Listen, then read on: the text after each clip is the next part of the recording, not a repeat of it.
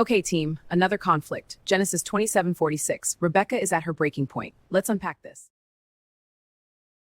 A house divided. In the quiet tents of Isaac's household, where faith had been passed down from Abraham, there was once peace. Gentle, steady, and rooted in the promises of God. Rebecca, the matriarch, carried those promises deeply in her heart.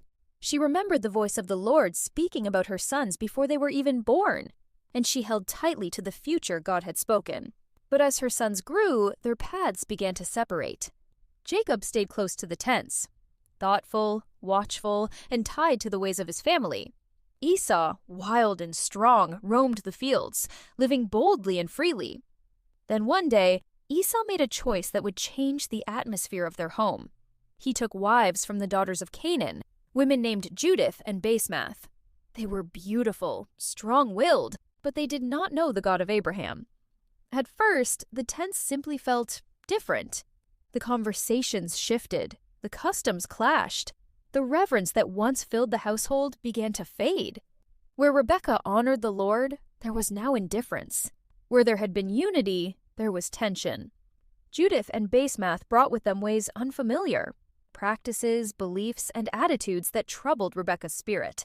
She watched, quietly at first, but the weight grew heavier. Meals became strained.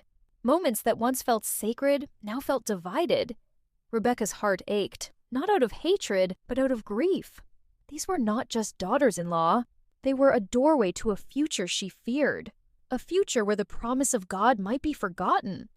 One evening, unable to carry it any longer, Rebecca spoke with Isaac. Her voice was weary. "I am weary of my life because of these daughters of Heth," she said. "If Jacob also marries from among them, what good will my life be?" It wasn't just frustration. It was fear. Fear that the covenant, the sacred calling on their family, would be lost in compromise. So she made a decision. Jacob would not follow the same path.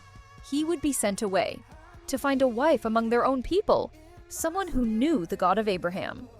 And so, in a home once filled with promise, a painful lesson settled in. Not every union builds the future God has spoken.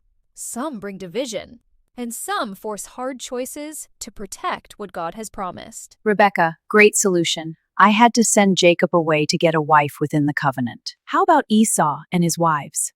Well, that's an ongoing conflict.